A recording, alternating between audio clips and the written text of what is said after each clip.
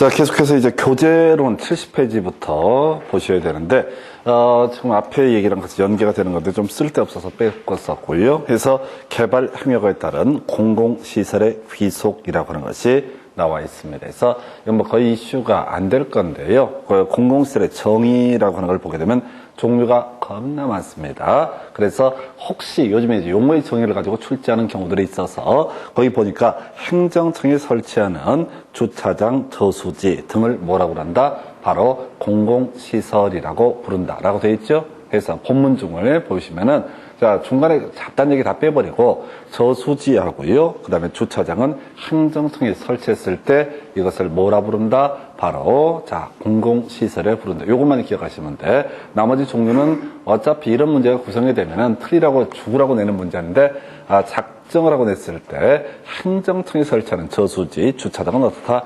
이것은 바로 공공시설로 분류한다. 그러면 민간이 설치하는 저수지나 주차장은 어떻다? 공공시설이 아니다. 물 가둬두고 차 가둬두고 이렇게 말을 만드셔야 돼. 물 가둬두고 차 가둬두고 이게 저수지와 주차장이라고 하는 개념. 그래서 결국은 이제 이 문제 구성할 때 이렇게 나오겠죠. 다음 중 지금 공공시설 아닌 걸 고르시 이런 식의 문제 구성을 한다라고 했을 때 주차장하고 저수지가 이슈가 되겠다. 해서 주차장, 저수지는 행정청이 설치했을 때만 뭐로 해석한다? 바로 공공시설로 해석한다. 이걸 이제 고지 교재에다가 아직 안 나왔는데 살을 붙인 이유가 그 옆에 이제 공공시설의 귀속이라고 해서 지문 2개 나와 있죠? 읽지 마세요. 읽어봤자 어차피 의미도 없어. 너무 길어가지고 읽다가 죽어버려요. 그래서 이 딱 필요한 부분만 제가 법조문을 카피를 해놨는데 의미는 없어요. 그래서 이게 나왔으니까 그러면 지난번에 이제 공공시설의 귀속에 관한 주제가 출제가 됐으니까 거꾸로 뭐가 나올 수 있겠다? 바로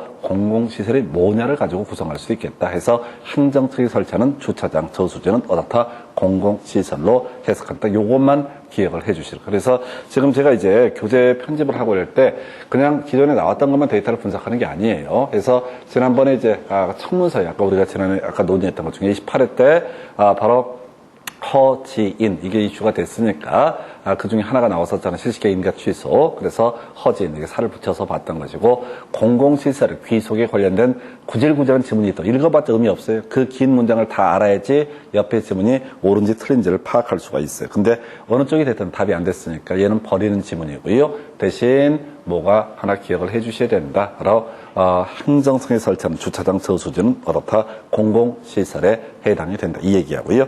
그 다음에 이제 개발행위가 제한이라고 하는 것이 나오는데 지금 이건 8년 동안 지문 3개밖에 안 나왔어요. 그래서 법조문 구조를 보게 되면은 자 3년까지 개발행위 허가 막을 수 있는 것이 있고요. 그 다음에 또 하나가 5년짜리가 있어요. 근데 5년짜리 중에서 2개만 기억해야 돼. 짧은 거 바로 지구단위 계획구역, 기반시설 부담구역으로 지정된 지역에 대해서는 최대 5년까지 뭘 할 수 있다? 허가를 제한할 수 있다. 이것만 기억하셔야 돼. 그래서 자, 요거는 절대 깊이 가면 안 돼요. 왜? 통계 데이터가 그렇게 제시를 하니까. 그래서 이거 나왔던 문제들을 분석해주면 자, 15-1회 때 그런 문제가 나왔어요. 박스인가 18회 때 나왔던 문제구나. 박스를 딱 짜가지고 다음 중 최대 5년까지 허가를 제한할 수 있는 것은 뭐냐라고 했을 때 그때 지구단위 계획구역, 기반시설 부담구역 알면은 디귿, 리을, 미음 이런 순서에서 이 순서에 따라 기억, 니은, 디귿, 리을, 미음 이렇게 박스를 쳐놓고 결국은 지구단위 계획구역, 기반시설 부담구역이라고 하는 것 최대 5년까지 허가를 제한할 수 있다. 키워드가 뭐라고요? 최대 5년이라고 하는 거. 외울 게 뭐라고요? 지구단위 계획구역, 기반시설 부담구역. 거기 하나 더 있잖아요. 이거 5년짜리. 길어서 안 내요. 길어서 이거 외울 수도 없고 외워봤자 의미도 없어요. 그래서 최대 5년까지 허가를 제한할 수 있다라는 표현이 있게 되면 그 앞에 뭐가 들어가야 된다? 지구단위 계획구역, 기반시설 부담구역. 요것만 들어가셔야 돼. 다시 이 의미를 설명을 드릴게요. 어떤 지역이요? 자, 토지가 있습니다. 그럼 항상 뭐가 있고 용도 지역이라는 것이 있고 여기에 지구단위 계획이 수립되기 전에 지구단위 계획 구역을 지정을 하게 됩니다. 자, 앞에서 우리 이렇게 설명드렸어요. 지구단위 계획을 통해서 도시지역에서는 건폐율과 용적률과 용도 제한, 높이 제한, 주차장 설치 기준 등을 다 완화 적용할 수 있다. 지구단위 계획 구역 지정되고 3년 내 지구단위 계획 수립되지 않으면 실효, 나가리의 문제가 나온다. 그래서 결과적으로 뭔 얘기냐면 지구단위 계획 구역을 지정을 했다는 얘기는 앞으로 도시지역으로 전제했을 때 건폐율과 용적률과 용도 제한, 높이 제한, 주차장 설치 기준 등을 완화 적용할 수 있다. 그러면 수립되기 전에는 뭐라고요? 기존의 용도 지역에 따른 규제가 적용이 된다라는 의미가 내포가 되어 있어요. 그래서 앞으로 지구단위 계획구역 지정된 지역은 규제 큰 폭의 완화가 예상되는 지역, 아주 짧은 기간 내 누구는 3달 전에 허가받았는데 완화 혜택 못 받고 누구는 3달 후에 허가받았는데 완화 혜택 받으면 형평성 시비가 나오니까 이런 지역은 아예 일정 기간 동안 허가를 막아버리는 개발 행위가 제한 지역 최대 5년까지 허가를 제한할 수 있다. 이런 논리구조고요. 하나 더 바로 좀 이따 이어서 공부할 건데 기반시설 부담구역이라고 하는 것이 지정되어 있습니다. 용어 그대로 가는 거야. 기반시설 부담구역이라고 하는 거, 기반시설의 부담을 전제로 허가를 해주는 구역을 기반시설 부담구역이라고 정의를 하게 됩니다. 그래서 이 기반시설 부담구역이라고 하는 거 지금 지정됐다고 해서 바로 삥을 뜯는 게 아니야. 기반시설 설치 계획이라는 것이 수립이 되면 1년 내에 수립해야 되는데 그때부터 돈을 받아요. 그래서 어떤 지역이 기반시설 부담구역이라고 하는 얘기는 앞으로 규제 강화가 예상되는 지역. 근데 3달 전에 누구는 허가 받았는데 돈 안 내고 3달 후에 설치 계획 수립돼서 누구는 돈 내고 짧은 시간 내에 문제가 터지게 되면 어떻다? 형평성 시비가 터지니까 일정 기간 동안 아예 허가를 내주지 않겠다라고 하는 거. 이게 이제 기반시설 부담구역. 그래서 자, 기지 5년까지 허가를 제한할 수 있다. 이게 뭐라고요? 5년까지 허가를 제한할 수 있다라는 명제가 있으면 어떻다? 기지 기반시설 부담구역 지구 단위 계획구역. 자, 기지 5년까지 허가를 제한할 수 있다. 외우셔야 돼. 기지 5년까지 허가를 제한할 수 있다. 모르면 다 뭐라고요? 3년 이렇게 가게 됩니다. 앞에 3년짜리는 이게 너무 길어. 그래서 기지 5년까지 허가를 제한할 수 있다. 명제 하나씩으로 외우셔야 돼. 그래서 어떤 분이 오전에 물어보던데 그 요약집을 만들어 줄 거냐고. 이게 요약집이야. 이게 요약집. 무슨 요약집 뭐 따로 어디 있어요 그냥. 이거 보면서 자꾸 외우셔야 돼. 그래서 나중에 그 소위 자료를 만들면 한 가지밖에 없어. 그냥 기지 5년까지 허가를 제한할 수 있다. 이런 식으로. 아니, 자료 만들어 봐봤자 이 내용을 알아야지 그걸 외우든 말든 하는 거라고. 그래서 굳이 자료를 만들면 제가 만들면 이제 만들 자료는 뭐가 있냐면은 자, 그냥 국토계획법을 2페이지에 줄여서 만드는 거야. 국토부 장관 광역계획권 지정할 수 있다. 도지사 광역계획권 지정할 수 있다. 틀린 거 특별시장 광역시장 시도지사 하면 틀린 표현. 국토부 장관 광역도시계획 수립할 수 있다. 또는 도지사 광역도시계획 수립할 수 있다. 라고 하는 표현 앞에는 국토부 장관 또는 도지사가 들어가야 돼. 요것만 만들어주는 거야.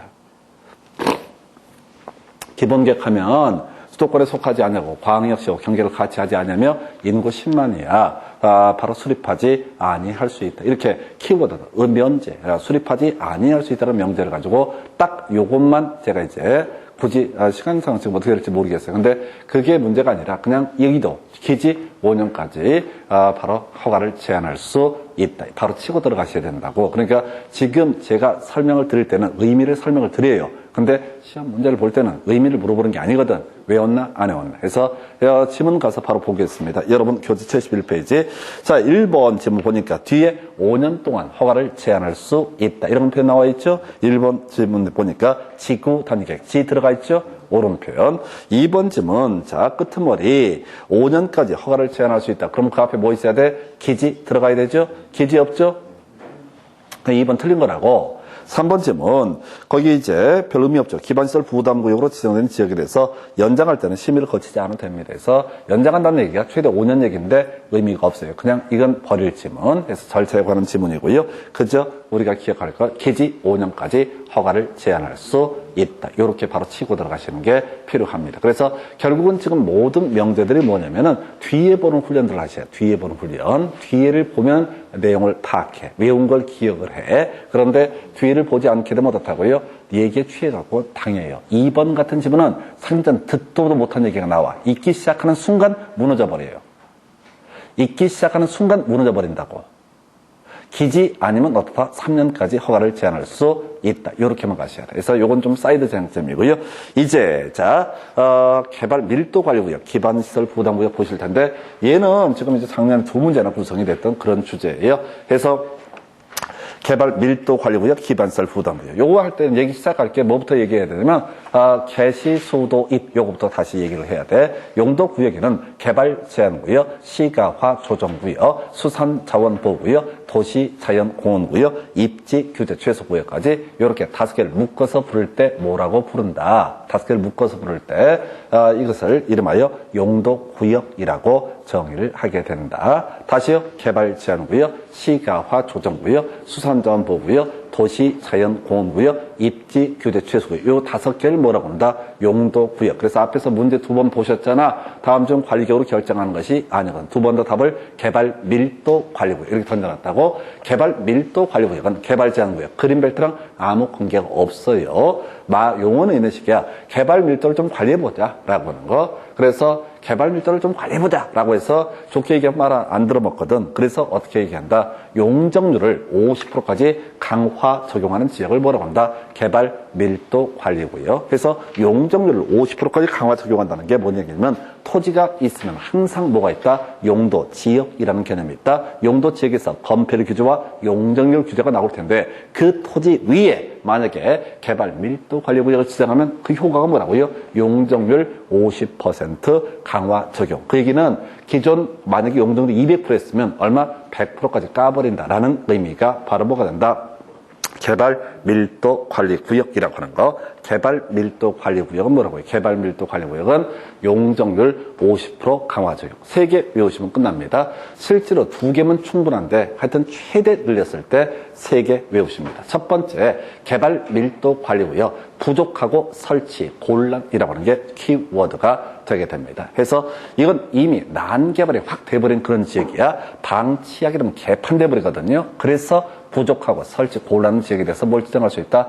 개발밀도관리구역을 지정한다. 그래서 결론이 뭐냐? 지정이 됐을 때 토지 소유자 입장에서는 용적률 50% 강화 적용의 효력이 발생하게 된다. 자, 중간에 욕심 하나 부리시게 되면 이거죠. 도로 상하수도학교 2년 20%, 도로 상하수도학교 2년 20%, 도로 상하수도학교 2년 20% 이렇게 끊어가셔야 돼. 무슨 얘기냐? 자, 개발밀도관리구역은요. 기반 시설이 부족하면서 설치가 곤란한 지역, 즉 난개발에 대해서 아직 개판이 된 동네에 더 이상 허가되었다면 더 개판되니까 요거 막기 위해서 사실상 건축을 금지시키는 효과가 발생하는 게 뭐가 된다? 용적률 50% 강화 적용이라는 얘기입니다. 남들 6층 짓는데 3층만 지어라. 이건 짓지 말라는 얘기랑 똑같은 거야. 그래서 현실에 있어서 단 한 건도 2001년도 이후 이것은 지정된 사례가 없습니다. 시장이 죽고 싶으면 이런 걸 하지. 그냥 고이 죽고 싶죠. 그러니까 칼 맞고 죽고 싶으면 이런 거 지정은 확실히 죽여줄 거예요. 사람들이. 토지 가치를 딱 반으로 깎아버리니까. 이런 일은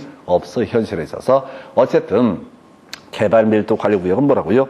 기반시설 부족 설치 곤란이라고 하는 거. 이게 개발밀도관리구역. 좀 더 구체적으로 알려주세요. 도로 상하수도학교 2년 20%. 의미 따질 것도 없어. 기반시설의 대표값은 도로와 상하수도. 여기서만 추가적으로 학교라는 항목이 추가가 되게 됩니다. 그래서 도로 상하수도학교 2년 20%. 예, 마지막 용적률 50% 강화 적용이라고 하는 거. 용적률 50% 강화 적용. 정확히 외워야 돼. 건폐율 아니야. 또는 건폐율 또는 용적률 아니야. 용적률만 얼마? 50% 범위에서 강화 적용하게 되는 거. 이걸 뭐라고 한다? 개발밀도관리구역이라고 부르게 됩니다. 중간에 잡다한 얘기로서 정한다라는 식의 표현이 있으면 누가 정한다? 국토부 장관이 정한다 해서 광역도시계획 수립 기준, 기본계획 수립 기준, 관리계획 수립 기준 다 정한다라는 표현. 아까 지구단계획 수립 기준도 다 누가 정한다? 국토교통부 장관이 정한다. 이렇게 치고 들어가게 됩니다. 해서 자, 일단은 다시 외울게. 부족하고 설치 곤란. 도로 상하수도학교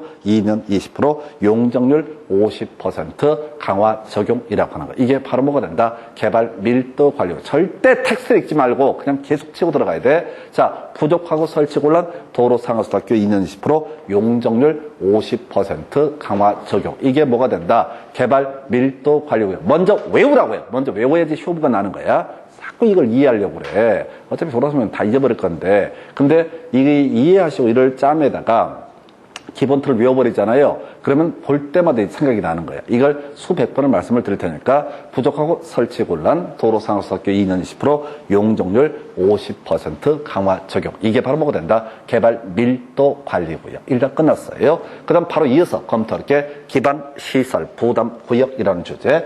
자, 얘는 항상 문제를 섞어서 구성하는 그런 경향이 있어요. 두 개를 비교해서. 그래서 개발밀도관리구역에서만 문제를 한 문제 구성하기는 되게 힘들어요. 거예요. 그래서 기반시설 부담구역. 자, 앞에서 기지라고 해서 기반시설 부담구역, 지구단위 계획구역으로 지정된 지역 최대 5년까지 허가를 제한할 수 있다. 그러면서 설명드렸던 게 기반시설 부담구역, 말 그대로 기반시설의 부담을 전제로 허가를 해주는 구역을 뭐라고 한다? 기반시설 부담구역. 그래서 여기는 개발 밀도 관리 구역만큼 상태가 악화되진 않았지만 앞으로 상태가 악화될 우려가 있다라고 했을 때 삥 뜯어가지고 그 돈을 가지고 뭘 한다?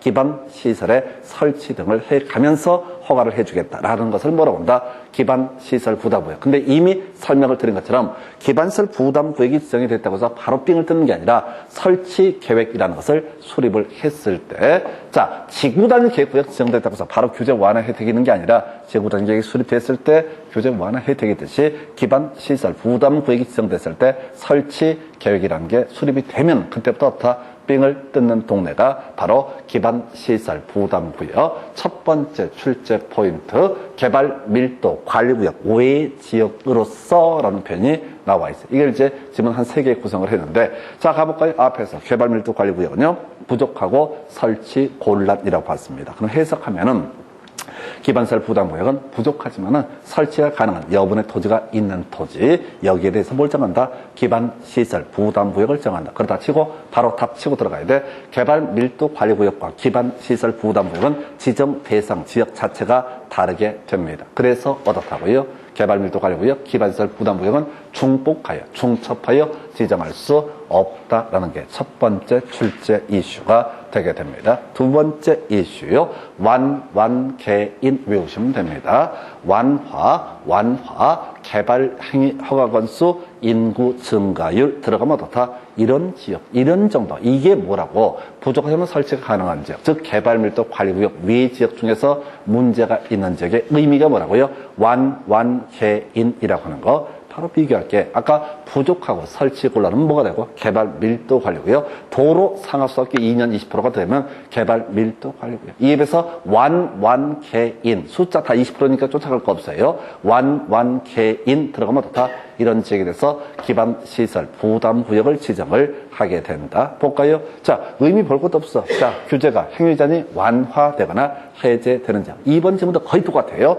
완화되거나 완화되는 지역. 이런 표현 쓰고 있죠? 그러니까 완화되는 지역은 규제가 완화돼서 앞으로 난개발이 우려되니까 삥 뜯어 가가지고 기반시설 설치하면서 허가를 해주자라고 해서 그 다음에 개발 행위 허가 건수가 라고 돼 있죠?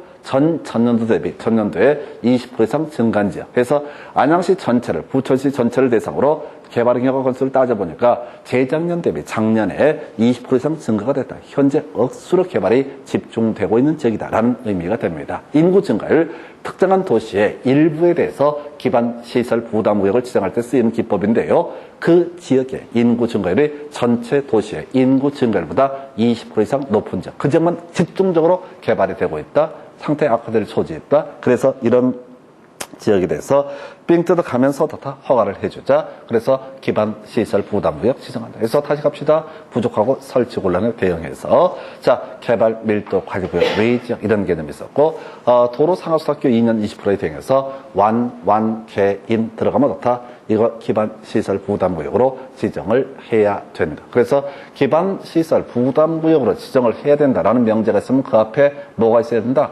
완개인이라고 하는 거. 그냥 대가리 따서 외워요. 자, 공법에서는 함정 파는 게 거의 없습니다. 함정 안 파도 너무 어려워. 양이 많아가지고. 그래서 이건 아예 그냥 치고 들어가는 게 빨라요. 그래서 완개인이라고 하는 거, 이런 지역에 대해서 기반시설 부담구역 지정을 해야 된다. 그래서 자, 이제 지정이 됐다고 하십시다. 그럼 끝난 게 아니에요. 뭐가 또 남아있냐면 설치 계획이 수립이 돼야 됩니다. 설치 계획이 수립이 돼야지 이때부터 진짜 삥을 뜯어요.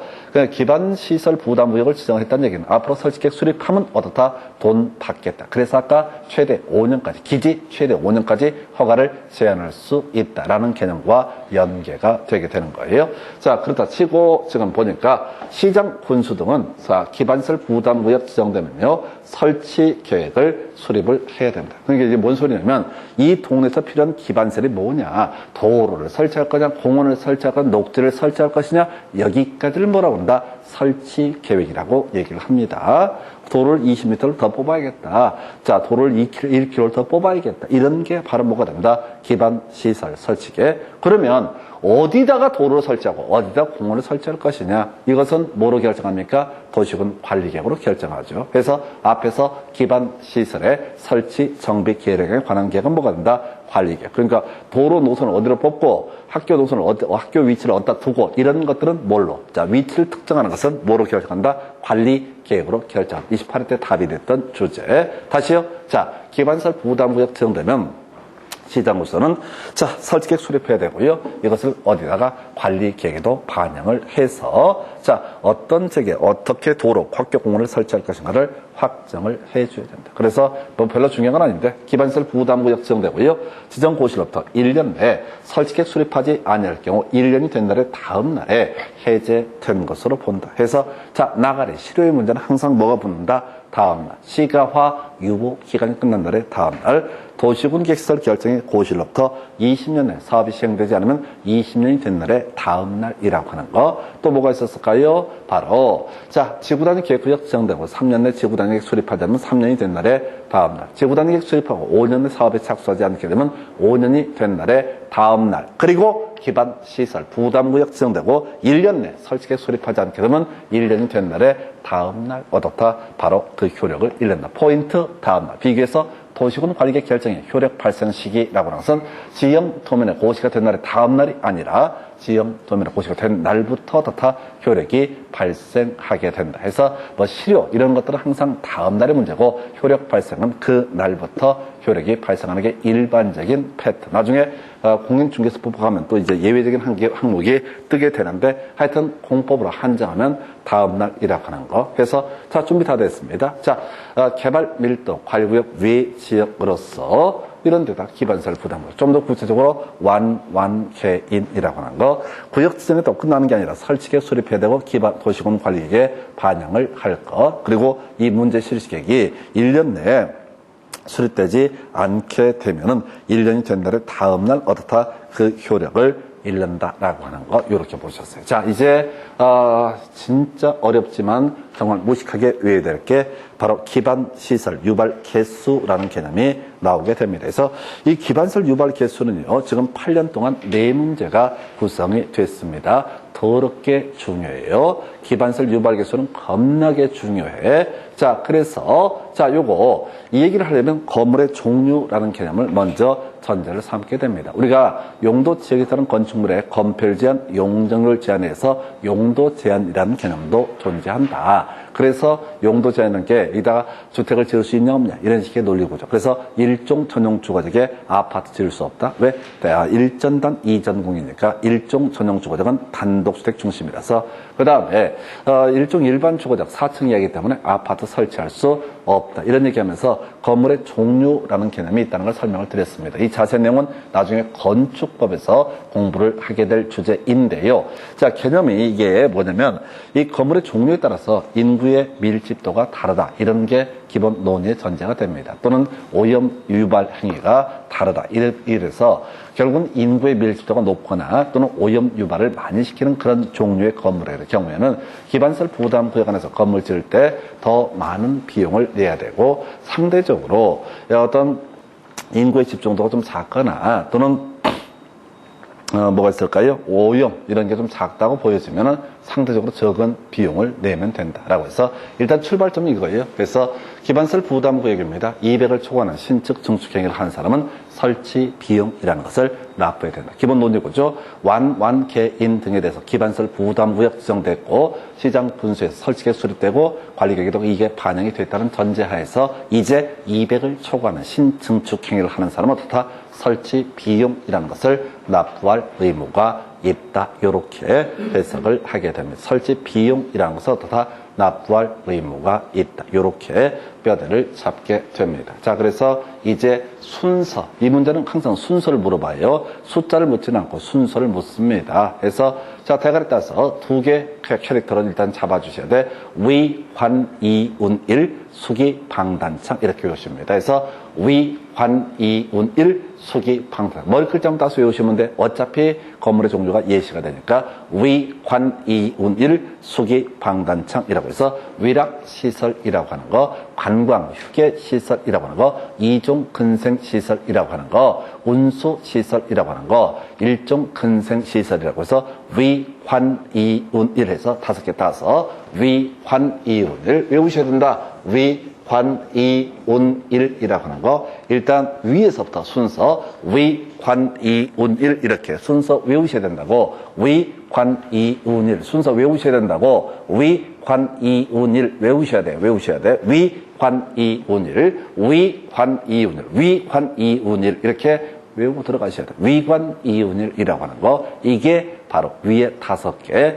그 다음에 숙의 방단창이라고 해서 숙박, 의료, 단독주택이라고 하는 거. 그 다음에 다시 방송통신시설, 그 다음에 다시 수기 방단창이니까 숙박시설, 의료시설, 방송통신시설, 단독주택, 창고시설 뭐 이런 식으로 위관, 이운일, 수기 방단창을 외우시면 거의 다 해결이 됩니다. 아직 남아있는 게 있어요. 일단은 위, 환, 이운일, 수기, 방단창이라고 하는 거, 입지개수, 기반시설 입지개수 큰 거부터 정리를 해봤습니다. 그래서 위, 환, 이운일, 수기, 방단창이라고 하는 거. 위, 환, 이운일, 수기, 방단창. 위, 환, 이운일, 수기, 방단창. 나머지 세트 잡으십시다. 운문종자 1판 하면 다 끝났습니다. 운수시설의 세트로 문화 및 집회시설, 종교시설, 자원순환 관련 시설이라고 하는 거요. 일종 근생시설 옆에가 판매시설이라는 게 들어가게 됩니다. 그럼 다 외우셨어. 이게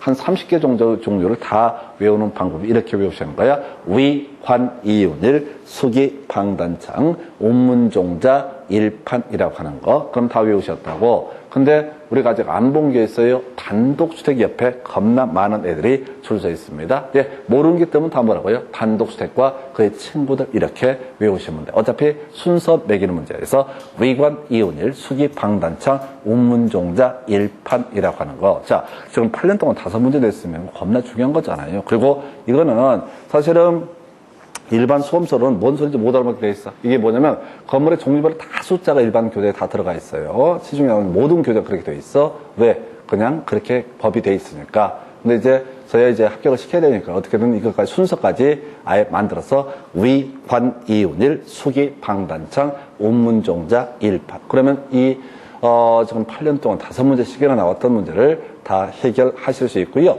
이 문제를 풀어갈 때는 항상 써봐야 돼.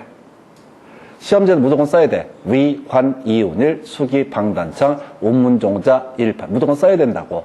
눈으로 보면은 절대 안 보여요, 이게. 우리가 앞에서 제가 이런 말씀 드렸잖아요. 건폐율 용적률 따져 물을 때도 그냥 머릿속으로 하면 헷갈리니까 무조건 실수하니까 자, 5, 6, 6, 5, 7, 9, 8, 8, 7, 7, 7, 7. 다 20%의 계획관리적 40% 이하. 용적률 100%, 150, 200, 250, 300, 500. 그 다음에 1100, 1300, 1100, 900, 공업적 300, 350, 400, 녹지는 100, 180 이런 식으로 써놓고 나서 찾아가게 되면 실수를 안 해요. 그것처럼 이것도 위, 환, 이운일, 수기, 방단창, 운문종자 1판이라고 하는 거. 위, 환, 이운일, 수기, 방단창, 운문종자 1판. 위, 환, 이운일, 수기, 방단창, 운문종자 1판이라고 하는 거. 위관, 이운일, 수기, 방단창, 운문종자 1판. 위, 환, 이운일, 수기, 방단창, 운문종자 1판. 아니, 한 문제 틀려갖고 1년 개고생하고 하는 게 있다고요. 이거는 무조건 줄줄 외우셔야 돼. 이게 사람들의 도리입니다. 이걸 안 외우고 어떻게 이제 문제가 있다는 건 인간된 도리가 아닙니다. 그래서 이거는 통계적으로 너무 어렵고 이 문제를 낼 때마다 수험생들이 초토돼요. 초토화 된다고. 그러니까 이거 준비 안 하고 들어가시는 거예요. 그러니까 이제, 학원 강사들이 대부분이 이게 설명하기 어렵고 복잡하니까, 패스해버려, 그냥. 하도 두꺼우니까 사람들이 눈치도 못 채. 그냥 뒤지는 거야. 근데 이거는 나올지 안 나올지 몰라요, 사실은. 근데 나올 확률이 높기 때문에 최소한 이건 외우고 들어가요. 위관, 이운일, 수기, 방단창, 운문종자 1판이라고 하는 거. 위관 이윤일 수기 방단창 운문종자 1판, 위관 이윤일 수기 방단창 운문종자 1판 이렇게 외우셔야 됩니다. 그래서 자, 좀 이따 문제 보면서 또 외울 거예요. 자, 지금 다시 소리 가십시다. 기반설 부담구역, 개발 밀도, 관리구역, 외 지역에 대해서 좀 더 구체적으로 완계 이렇게 지정을 하게 되면 설치계획, 시장의수가 수립을 해야 된다. 그리고 이걸 관리계획에 반영할 것. 만약에 1년 내에 설치계획 수립하지 않게 되면 1년이 된 날에 다음날 나가리, 실효의 문제가 발생한다. 그래서 기반설 부담구역 지정되고 설치계획 수립됐다는 전제에서 200을 초과하는 신증수 계획을 하는 사람은 설치 비용을 납부할 의무가 있게 된다. 좀 더 구체적으로 시험에 뜨는 것은 무엇에 대해서 위관 이윤일 수기 방단창 운문종자 1판이라고 하는 거, 이런 게 설치 비용 납부 비율 이렇게 될 계수가 되겠고요.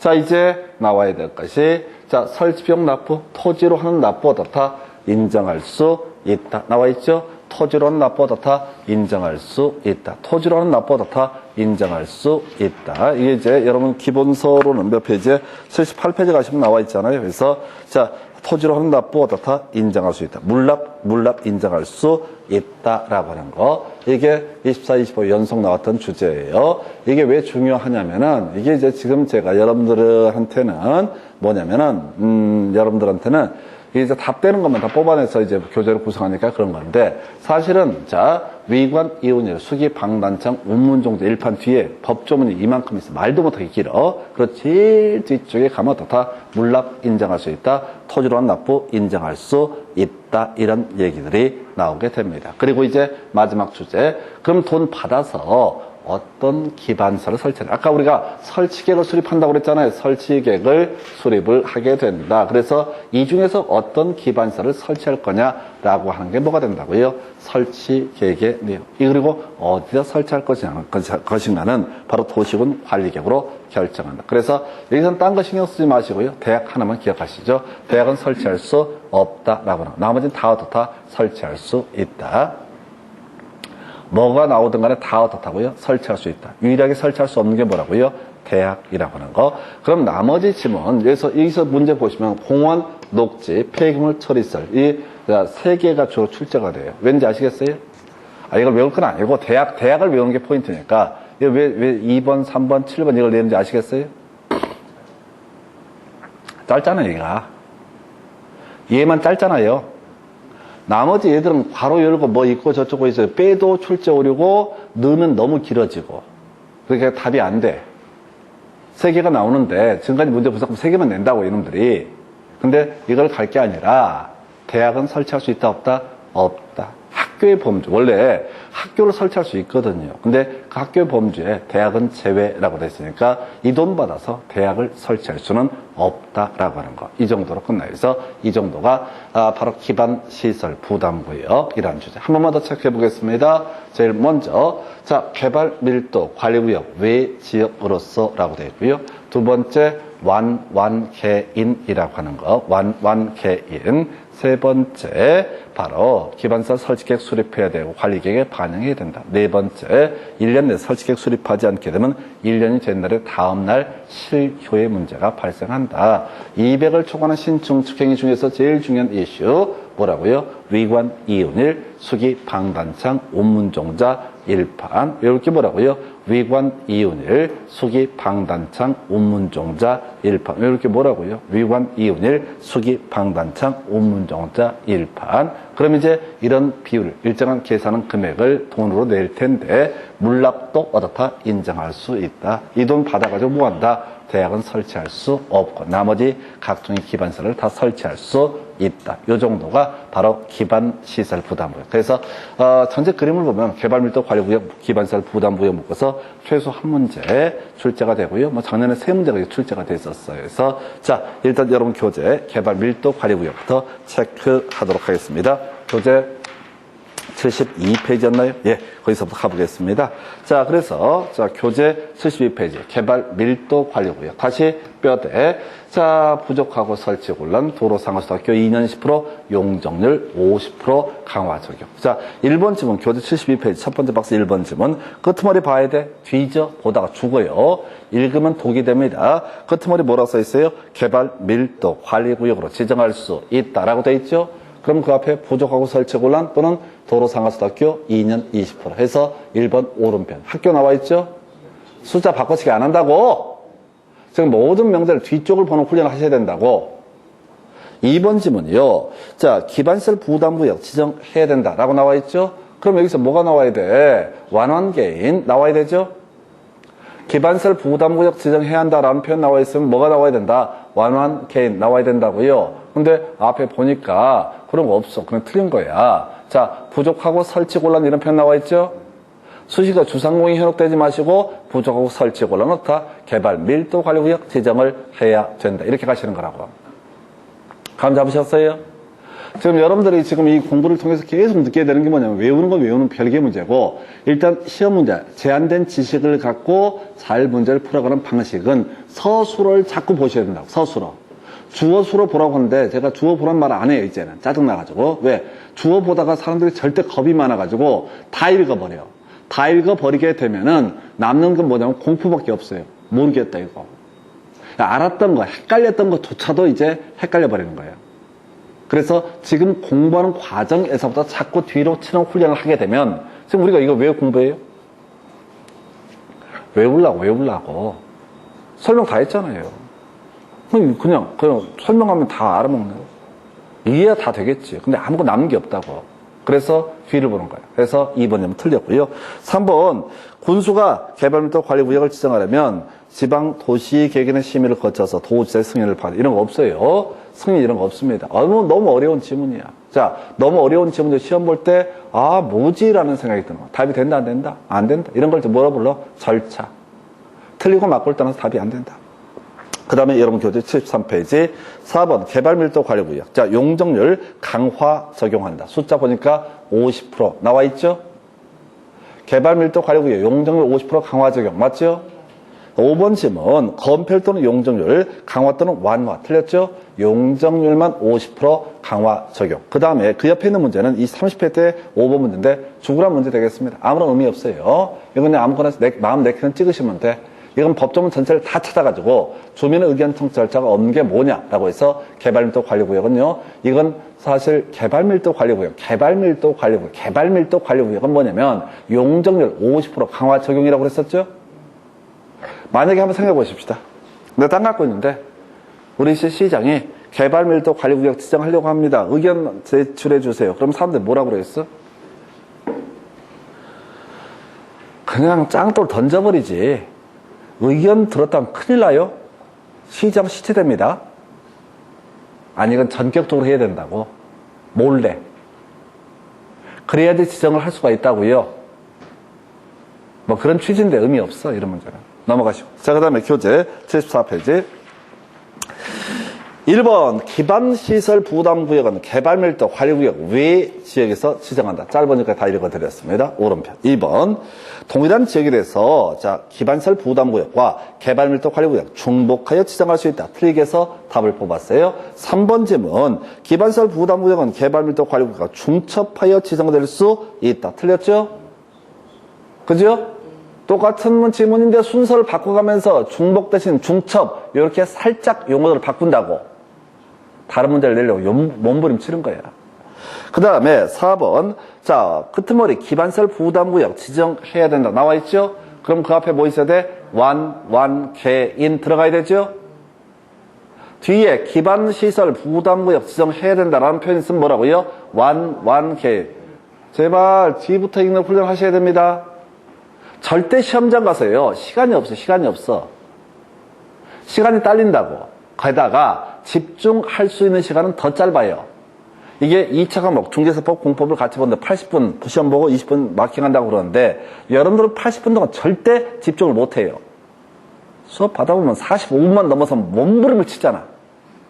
시험장 가면 안 그럴 것 같아요. 똑같아요. 앉아는 있어도 제대로 집중이 안 된다고. 이게 지문을 읽어도 계속 헛바퀴 돌죠. 계속 쓸데없이 읽어보고 있다고. 체력이 고갈되게 되면은 점점 안 보여요. 읽는다고 생각을 할 뿐이지 아무 기억이 안 나. 그래서 시험 문제 푸는 테크닉은 뭐냐면 80문제를 80분 동안 푸는 게 아니라 실질적으로 거의 30분 안에 거의 맞출 문제를 다 풀어야 된다고. 그렇게 하려면 뒤만 딱딱 끊어가셔야 돼. 그러면 자, 문장 하나를 다 읽는 것보다 뭐라고요? 뒤만 끊어 읽으면 일단 반 이상으로 줄어든다고. 그리고 자, 반으로 줄어들게 되면 외웠던 게 생각이 난다고. 기반설 부담구역 지정해야 된다. 그 앞에 뭐 들어가야 돼? 완원계. 이런 식으로 하면 문제를 쉽게 푼다고.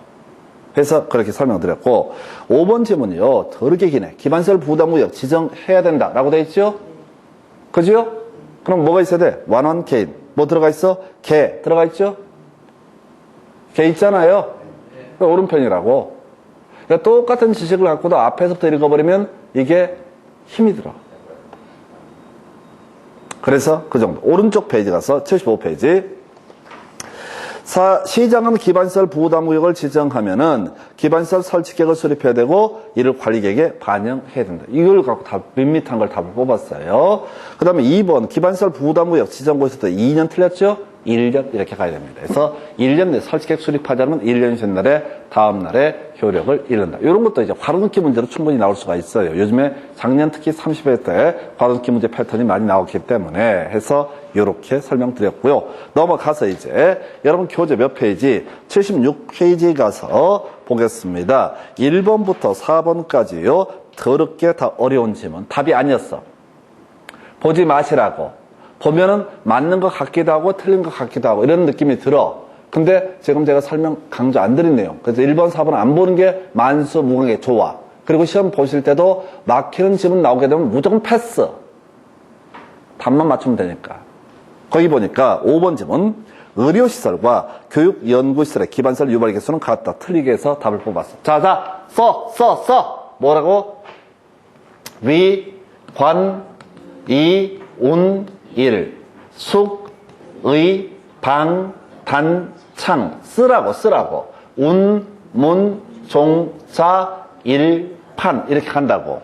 그래서 여기 보니까 뭐라고 돼 있어? 의료시설 나와 있죠? 여기 의료시설 나와 있다. 그 다음에 또 뭐가 있어? 지금 교육연구시설. 없어. 그럼 뭐랑 같아? 단독수색의 친구란 얘기야. 그래서 얘는 어떻다? 같지 않다. 다르다. 이렇게 가야 된다고.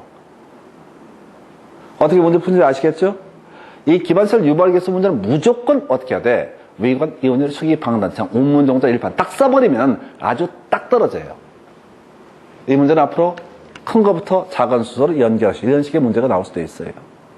물론 여러분 교재를 보게 되면 무슨 공장, 이런 거 써놨죠, 제가. 교재에다가. 펄프 공장 2.5 이런 거 나와 있죠. 시험에 이런 지문이 하나 나왔으니까 분석을 해서 냈는데 시험용으로 접근할 때는 그 몰라도 살아가는 지장 없으니까 위관, 이온일, 수기, 방단창, 운문종자, 일판 이거만 소화를 하시게 되면 다 게임 끝난다고. 이것도 너무 어렵다고 사실은. 장난이 아니에요. 법조문 A4용 거의 2페이지야. 이거 쫙 보게 되면. 나이라는 거 보면.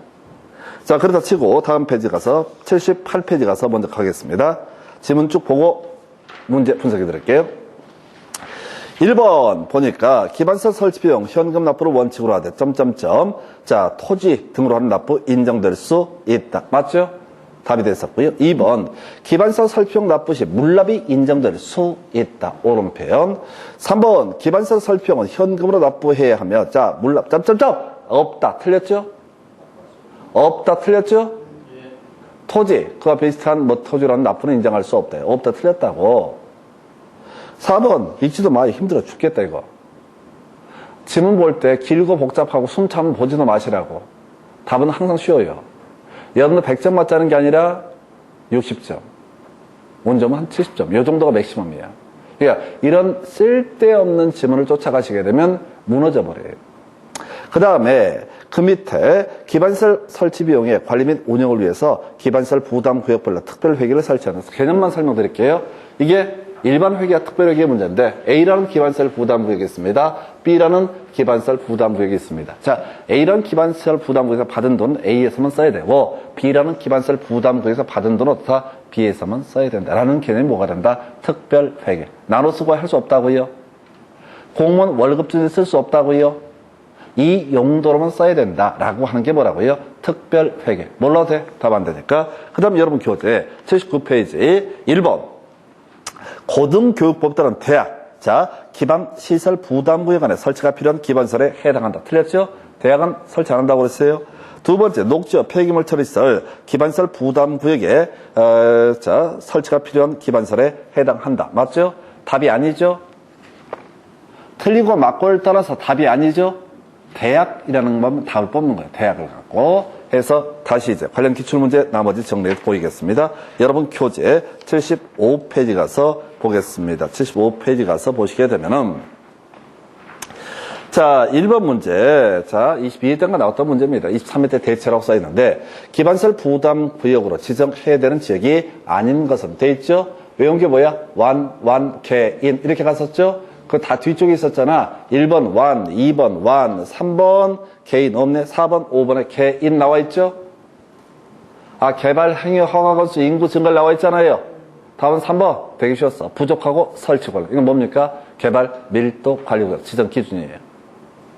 이렇게 비교해 낸다고. 아까도 보면 개발 밀도 관리 구역 기반시설 부담구역을 비교해 출제한다고요. 2번 문제 보겠습니다. 기반시설 부담구역 등 틀린 것은 1번. 기반시설 부담구역 지정되면 광역시장은 점점점 설치계획 수립해야 되고 이를 관리계획에 반영해야 된다. 대충 풀면 쉬워요. 대충 풀면 되게 쉬워. 근데 광역시장을 보면서 필 받아버리면 안 돼. 기반시설 부담구역 지정되면 한 줄 밑에 설치계획 수립해야 되고 관리계획으로 반영을 해야 된다. 이건 알잖아요. 근데 광역시장을 읽어버리는 순간 마음이 무너져요. 이건 또 뭐지 이렇게. 시장의 한 유형이에요. 2번 기반시설 부담구역 지정은 그 도시 계획에는 심의 대상이다. 이런 거 나와 있죠? 이거 중요해 안 중요해? 안 중요해. 절차잖아. 중요치 않아. 3번 자 보니까 광역시장은 자 법률의 개정으로 인해서 행정이 완화되는 지역이라서 이를 기반시설 부담구역으로 지정할 수 없다. 괜히 읽었다. 다음 중 틀린 걸 고르죠. 없다가 답이었잖아. 없다가 답이었잖아. 아니 되게 아까워해야 된다니까. 아까워해야 돼. 이럴 줄 알았으면 없다가 먼저 찾아볼 걸. 이게 자꾸 훈련돼 되셔야 돼. 텍스트를 읽다 보면 안 보인다고요. 2줄 반, 3줄 넘어서면은. 내용을 파악하려고 하다 보면 놓쳐버린다고. 틀린 걸 고르시오. 뭐라고? 없다. 완원 개인에 대해서 어떻다? 기반시설 부담구역 지정할 수 있다. 이렇게 가는 거예요. 자, 4번 지구단위계획을 수립한 경우 설치계획 수립한 것으로 본다. 오른편입니다. 중요치 않아요. 자, 그 다음에 이제 5번 1년 나와 있죠? 다음날 나와 있죠? 해제된 것으로 본다. 이 문제가 틀린 걸 고르시니까 무조건 뭘 찾아야 돼? 없다. 이거 진짜 훈련해 지금부터 모의고사를 보든 뭐라든 간에 이 훈련을 하셔야 돼. 사람들이 지식을 체크하고 모의고사 보고 점수가 나오면 나와서 좋고 안 나오면 안 나와서 좋고 이지랄을 하거든요. 아무 의미 없어요. 그 똑같은 문제가 안 나오거든. 나와도 또 이해도 못해. 근데 패턴은 바뀌지 않아요. 어떤 출전이 나오든 간에. 왜? 한국말 다 같이 배운 사람들이거든. 자, 그 밑에 자 여러분 교재 77페이지 기반시설 유발개수 나와 있죠? 해서 1번 문제 자 유발개수가 높은 것부터 나열한 것은 또 썼어야 돼. 또 했어야 돼. 위, 관, 이, 운, 일, 수기, 방단, 창 이렇게 써놓고 시작. 운문종자, 일판 이걸 써야 된다고. 위에 있을수록 숫자가 크다라고 전제를 하고 지금 보니까 이종 근생시설은 어디에 들어가 있어? 여기 세 번째 항목에 들어가 있네요. 큰 순서 위주라고요. 그 다음에 종교시설은 운문종자니까 어디에? 자, 네 번째 들어가 있죠. 종교시설. 그죠? 그 다음에 거기 판매시설 위, 관, 이운일, 수기, 방단창, 운문종자, 일판이니까 얘는 판매시설 어디? 다섯 번째 들어가 있네요. 그죠? 그 다음에 위락설 제일 위에 있는 거죠? 위작셀이 제일 크고, 그 다음에 기억, 니은, 디귿, 이런 순서. 리을, 기억, 니은, 디귿, 이런 순서에서 답은 3번. 그러니까 이거를 머리로 하지 말고 손으로 써야 된다고요. 연습 계속 하셔야 돼. 그래야지 문제를 풀 수 있습니다. 머릿속으로 하면 이게 회로가 꼬여버려요. 시험 보시면 마음이 급하다 보니까 자꾸 급하게 가려고 그래요. 이거 10초도 안 걸립니다. 위관, 이온일, 수기, 방단창, 원문정자 1파. 2번 문제예요. 기반설 유발 개수가 가장 높은 것은, 자, 다시 갑시다. 거기 보니까 어디 있어? 자, 자, 일종 근생시설 나와 있나요? 예, 나와 있죠? 하나 나와 있고, 1번 지문이 그렇고, 2번 지문은 공동수택은 안 나와 있어? 그러면 어디에? 여기에. 공동수택은 여기에 들어가는 거야. 그 다음에 또 뭐가 있어? 의료시설, 수기, 방단창, 의에서 7번째 항목에 3번이 나와 있고, 자, 그 다음에 업무시설 안 나와 있어. 그러니까 여기 4번도 여기 단독되기 친구. 그 다음에 5번에 숙박시설, 숙의에서 6번째 나와 있죠. 그래서 첫 번째 항목이 가장 숫자가 크다. 3번 문제. 기반시설 유발계수 가장 큰 것은 해서 단독주택은 여기에 들어가는 거죠. 밑에서 두 번째 칸 1번 지문은 단독주택. 2번 지문 장례시설. 자, 위관, 이온일, 수기, 방단창, 운문종자, 일판. 모르겠다? 없다? 그럼 이것도 뭐가 된다? 단독주택과 친구들. 그 다음에 관광 휴게시설. 얘가 답이 될 가능성이 높아 보이네요. 위관에서 자, 관. 여기 3번 들어가는 거죠. 그 다음에 이종 근생시설. 위관, 이. 자, 그래서 이게 4번이죠. 그 다음에 5번에 뭐 공장 나와 있죠? 쌩 까요, 그냥. 공장은 경우수가 너무 많아요. 그것까지 외우면 미쳐버려요. 그냥 설레는 마음으로. 여기서 제일 지금까지 데이터 분석한 건 관광 휴게시설이라고 하는 거, 요것을 답으로 구성했다. 이렇게 찍는 거예요. 그러니까 완벽한 문제는 없어요. 이런 문제가 나왔을 때 쫓아가시면 안 됩니다. 그러니까 엽기적인 것들, 공장 같은 것들은 경우의 수가 워낙 많다니까요. 그래서 걔는 답을 안 뽑아. 그래서 이렇게. 그 다음 79페이지 관련 기출문제. 국토기획법상 기반시설 부담구역 안에 설치가 필요한 기반시설에 해당하지 않는 거. 하나밖에 안 외웠지? 대약. 대약 하나만 외웠었죠? 대약은 어떻다? 기반시설 부담구역 안에 설치가 필요한 기반시설이 아니다. 이 정도예요. 그래서 이렇게 해서 개발행위와 관련한 두 번째 주제 설명드렸고 잠시 끊었다가 다음 주제 설명드리겠습니다.